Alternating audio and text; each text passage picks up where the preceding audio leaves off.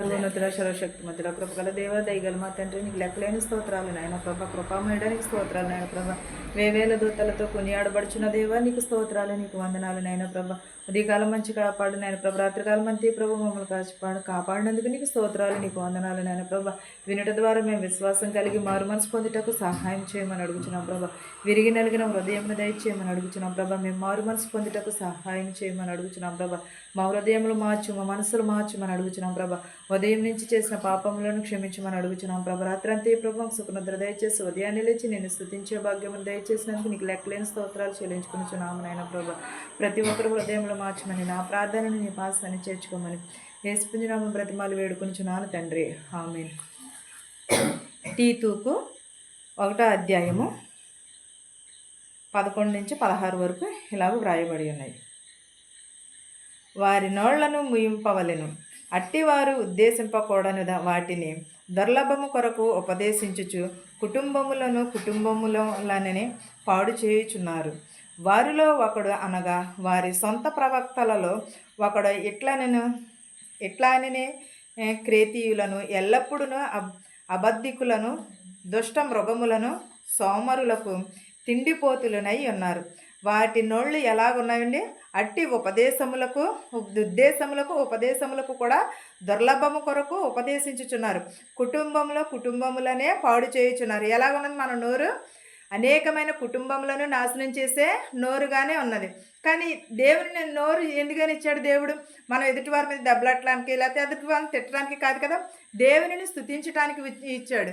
కానీ మనం ఏం చేస్తున్నాం? దాన్ని దుర్లభము చేస్తున్నాం, కుటుంబములు నాశనమును చేస్తున్నాం. అలాగే కాకుండా దేవునిని స్తుతించేవారుగా ఉండాలి, దేవునిని నిత్యమును కూడా కొనియాడబడేవారుగా ఉండాలి. తన నోరును కాచుకునేవాడు ఆశీర్వదింపబడినని అన్నాడు. మన నోరుని మనము అదుపులో ఉంచుకుంటే ఏది మన నాలుక ఎలాంటిది? ఖడ్గమైనది, దానికి పదును చాలా ఉంటుంది. అలాగే మనం ఏం చేయాలంటే దేవుని యందు భయమును భక్తిని కలిగి ఎవరి కుటుంబము జోలుకుని కూడా వెళ్ళకూడదు. దేమి విత్తుతామో అదే కోస్తాము అన్నాడు. ఏమి చేస్తామో అది తిరిగి మనకే వస్తుంది. ఒకరి ప్రవర్తన వారినే పాడు చేయనని అంటున్నాడు. ఎల్లప్పుడూ కూడా అబద్ధములు ఆడవద్దు. దృష్ట మృగములను సోమరులను తిండిపోతులనై ఉన్నారు. ఎలాగున్నారు? వారి ప్రవర్తన ఎలా ఉన్నది? కుటుంబములు పాడు చేసేవారు ఎలా ఉన్నారంటే వారు ఎల్లప్పుడూ కూడా అబద్ధికులను దృష్ట మృగములను సోమరులను తిండిపోతులనై ఉన్నారు. మనం తిండి తింటే ఏం చేస్తామని దేవుని వాక్యంలో కూడా ఉంటుంది. తిండి ఎక్కువగా తింటే సోమరిపోతులుగా అవునని, తగుమతంగా తింటేనే మనకి శరీరం కూడా తేలికగానే ఉంటుంది, ఆరోగ్యంగాని కూడా ఉంటుంది. మనం ఏం చేయాలంటే తిండిని తగ్గించుకుంటే సోమరిపోతుతనం ఉండదు మనకి. చీమలు అవి ఏం చేస్తాయి? వర్షాకాలానికి అవి ఆహారం కూర్చుకుంటాయి. ఎందుకు? ఇప్పుడే తినేయచ్చు కదా. అవి ఎందుకనంటే అప్పుడు ఆహారం ఎక్కడి నుంచి వస్తుంది? ఇప్పుడే తినేస్తే రాదనే అవి సోమరిపోతులుగా ఉండకోకుండా వాటి పనిని వెనక్కి చూసుకోకుండా వాటిని అవి కూర్చుకొని అవి పోగు చేసుకుంటున్నారు. మరి మనుషులు తిండిపోతుల వలె త్రాగుబోతుల వలె తిరుగుచున్నారు. త్రాగుడు తిను ఇవన్నిటికీ కూడా బానిసలై అయిపోతున్నారు. ఈ సాక్ష్యము నిజమే. ఈ హేతువు చేత వారు యూదుల కల్పనా కథలను సత్యము నుండి తొలగిపోవునట్లు మనుషులు కట్టడలను లక్ష్యపెట్టును. ఎలాగో ఈ మాటలు నిజమే. ఏంటయ్యి? అబద్ధపు మాటలు, దృష్టముఖములు, సోమరిపోతులు కుటుంబంలో దుర్లభము చేయుచున్నవారు వాటి నోటి నుంచి వారే పాడు చేయుచున్నారని ఈ సాక్ష్యము నిజమే అంటున్నాడు. హేతువు చేత వారు యూదుల కల్పనా కథలకు సత్యము నుండి తొలగిపోవునట్లు మనుషులు కట్టడాలను వారు విడిచిపెడుతున్నారు. మనుషులు కట్టడాలకు ఉండకోకుండా వారు ఏం చేస్తున్నారంటే మనుషులు కట్టడాలను లక్ష్య పెట్టకుండా విశ్వాసమును శ్వాసికులకు నిమిత్తము వారిని కఠినముగా గద్దించుచున్నారు. ఎలాగో విశ్వాసము కోల్పోయి వారి సొంత నిర్ణయములు తీసుకుని వారు ఎదుటి వారిని గద్దిస్తున్నారు. కానీ మనము మంచిదైతే తీసుకోవచ్చు గద్దింపు, కానీ చెడుగా గద్దిస్తే అది తిరిగి మనకే వస్తుంది. పవిత్రులకు అన్ని పవిత్రులే గాని అపవిత్రులకును అవిశ్వాసులకును ఏదియూ పవిత్రమైనది కాదు. వారి వారిని మనసాక్షియు అపవిత్రపరచబడి ఉన్నది. ఎలాగో మనుషులు విశ్వాసం నందు గద్దించినప్పుడు, కఠినంగా గద్దించినప్పుడు పవిత్రులు అన్ని విషయములకు కూడా పవిత్రులుగానే ఉంటారు. అవిశ్వాసకులు ఏ విషయమునకైనా సరే అవిశ్వాసంగానే ఉంటారు. పవిత్రమైన దానిని మనం చూసే చూపును బట్టే ఉంటుంది. మనం మంచి మనసును కలిగి ఉన్నాం అనుకో, అది చెడు కూడా మనకి మంచిగానే కనిపిస్తుంది. అదే మనం మనసులో అనేకమైన దోషములు, అనేకమైన మనకు మంచి కూడా చెడుగానే కనిపిస్తుంది. మనం చూసే చూపుని బట్టే ఉంటుంది తప్పగానే ఎదుటివారు చూపించే విధానం మనం నిజమే, మనం ఏం చేస్తామంటే మంచినే చేస్తాం, కానీ ఎదుటివారు చూసే విధానమును బట్టే ఉంటుంది. మనం మంచిని చూస్తే మంచి కనపడుతుంది, చెడుని చూస్తే చెడే కనపడుతుంది. ఎవరి మనస్తత్వం బట్టి, ఎవరి మనస్సాక్షిని బట్టి వాళ్ళు చూస్తూ ఉంటారు. అపవిత్రమైన మనస్సాక్షి కలిగిన వారు అపవిత్రంగానే ఉంటుంది, పవిత్రమైన మనసు గలవారు పవిత్రంగానే ఉంటుంది. మనం ఏం చేయాలంటే మన పవిత్రతను కలిగి ఉండాలి, నిజమైన మనస్సును కలిగి ఉండాలి. మనం ఎప్పుడూ కూడా దేవుని ఎరుగుదుమని వారు చెప్పుకుందురు కానీ అసహ్యులను, అవిధేయులను, ప్రతి సంస్కారమును, ప్రతి సత్కార్యమును విషయము భ్రష్టులై ఉండి తమ క్రియల వలన ఆయనను ఎరుగునట్టున్నారు. ఎలాగ ఉన్నారు ప్రజలు? దేవునిని ఎరుగుదురు కానీ దేవుని చూచేదారు, కానీ దేవుని మాటకి ఎంత మాత్రమును కూడా లోబడనుండరు. దేవుని ఎదుట అవిధేయతలు కలిగి ప్రతి సత్కార విషయంలోనే భ్రష్టులై ఉంటున్నారు. తమ క్రియల వలన ఆయనను ఎరుగుచున్నారు. ఎవరి క్రియల వలన? దేవుని క్రియ వలన దేవునిని మనం తెలుసుకుంటున్నాము. కానీ తెలుసుకుని ఏం చేస్తున్నాము? దేవుడు నిజమైన రక్షకుడు, మనలను రక్షించడానికి ఈ లోకంలోనికి వచ్చి ఉన్నాడని మనకు తెలుసు. కానీ ఆయన మన కోసము సిలువలో బలి అయినాడని కూడా అన్నీ తెలుసు. కానీ దేవుని ఎరిగి ప్రతిరోజు ప్రార్థన చేసుకుంటాం, ప్రతిరోజు బైబిల్ చదువుతాం. కానీ మన హృదయం ఎలా ఉన్నదని ఒక్కసారి మనం పరిశీలన చేసుకుంటున్నామా? మనము ఎలా ఉన్నాము? అపవిత్రత కలిగి ఉంటున్నాము, అవిశ్వాసము కలిగి ఉన్నాము, కల్పనా కథలకు మనము లోనైపోచున్నాము. కానీ కల్పనా కథలకు ఎప్పుడును కూడా లోనవ్వకూడదు. దేవుని ఎదుటను మనము భయమును, భక్తిని కలిగి ఉన్నాం. యెహోవా యందు భయభక్తులు గలవారు ఆశీర్వదింపబడును అంటున్నాడు. నీతిమంతుల పిల్లలను, కుటుంబమును కూడా ఆశీర్వదింపబడును అంటున్నాడు.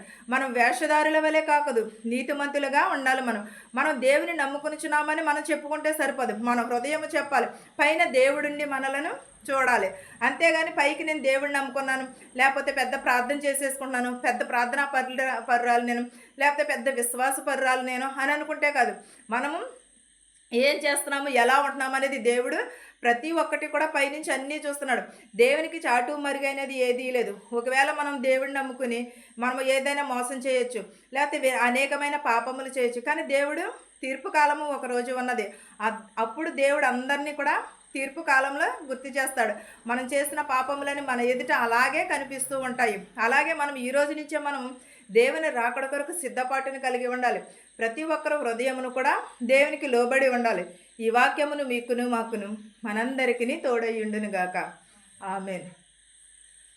స్తోత్రం స్తోత్రం ప్రభువా, నీకు వందనాలు, నీకు స్తోత్రాలు నాయన. గడిచిన కాలం అంతా మమ్మల్ని కాచి కాపాడి సజీవ రెక్కలలో ఉంచినందుకు నీకు స్తోత్రాలు నాయన. వినట ద్వారా మాకు విశ్వాసం కలుగుటకు సహాయం చేయమని అడుగుతున్నాం ప్రభా. మా హృదయం మార్చు, మా మనసు మార్చమని అడుగుతున్నాం ప్రభా. వేషధారుల వలె కాకుండా నీతిమంతులుగా నీ సన్నిధిలో నిలవబెట్టుకోమని అడుగుతున్నాం ప్రభా. నాయన నీకు వందనాలు, నీకు స్తోత్రాలు నాయన ప్రభా. ఎన్నో మా ప్రభా పాపములు చేసి ఉన్నాము నాయన ప్రభా, క్షమించమని అడుగుతున్నాం ప్రభా. నోటి ద్వారా కానీ ప్రభా, చూపు ద్వారా కానీ ప్రభా చేసిన పాపములు క్షమించమని అడుగుతున్నాం ప్రభా. మా శత్రువులు, మిత్రువులు దీవించమని అడుగుతున్నాం ప్రభా. ధనికులనేమి, భేదాలనేమి దీవించమని అడుగుతున్నాం ప్రభా. నాయన ప్రతి ఒక్కరి కుటుంబంలో శాంతిని, సమాధానముని దయచేయమని అడుగుతున్నాం ప్రభా. ప్రతి ఒక్కరికి మనశ్శాంతిని దయచేయమని అడుగుతున్నాం ప్రభా. ప్రతి ఒక్కరి ప్రభా నీ ఎడల భయమును, భక్తిని కలిగి జీవించే భాగ్యమును దయచేయమని అడుగుతున్నాము నాయన ప్రభా. ప్రతి ఒక్కరి హృదయమును మార్చమని అడుగుతున్నాము నాయన ప్రభా. మారు మనసు పొందుటకు సహాయం చేయమని అడుగుతున్నాం ప్రభా. ఎక్కడెక్కడైతే ప్రభా మీటింగ్స్ జరుగుతున్నాం, మీటింగ్లో ఉండమని అడుగుతున్నాం ప్రభా. నాయన నీకు వందనాలు, నీకు స్తోత్రాలు నాయన ప్రభా. నేను నీకు లెక్కలేని స్తోత్రాలు చెల్లించుకునిచున్నాను నాయన ప్రభా. నేను నీకు స్తోత్రము, నీకు వందనాలు నాయన యేసయ్య. నాయన ప్రభా నీ కోరుకు నాయన ప్రభా ఎదురు చూచి బిడలుగా ఉండటకు సహాయం చేయమని అడుగుచున్నాను నాయన ప్రభా. మా శత్రువులు, మిత్రువులు దీవించి నాయన ప్రభా. హాస్పిటల్లో ఉన్నవారిని స్వస్థపరిచి నాయన ప్రభా. గర్భిణీశ్రీలకు సిలువని కనుక దయచేయమని అడుగుచున్నాం ప్రభా.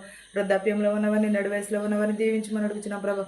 అంగవైకల్యం కలిగిన ప్రతి ఒక్క బిడ్డని దీవించమని అడుగుచున్నాం ప్రభా. కుంటి వారిని, గ్రుడ్డి వారిని, మోగవారిని ప్రభా దీవించమని అడుగుచున్నాను నాయన ప్రభా. ప్రతి ఒక్కరిని ప్రభా దీవించి ఆశీర్వదించమని అడుగుచున్నాను నాయన ప్రభా. ప్రతి ఒక్కరు హృదయంలోని మార్చమని అడుగుచున్నాను నాయన ప్రభా. నేను నీకు స్తోత్రాలు నాయన. పవిత్ర దేశాన్ని పనిచేసుకున్న వారికి శక్తిని, బలమును దయచేయమని అడుగుచున్నాను ప్రభా. ప్రతి ఒక్కరు హృదయంలోని మార్చమని అడుగుచున్నాను ప్రభా. మెడికల్కి వెలిచిన, ప్రీసీస్కి వెలిచిన ప్రతి ఒక్కరిని స్వస్థపరచమని నా ప్రార్థన నీ పాసాన్ని చేర్చుకోమని స్పందన బ్రతిమాలి వేడుకొనిచున్నాను తండ్రి. ఆమేన్.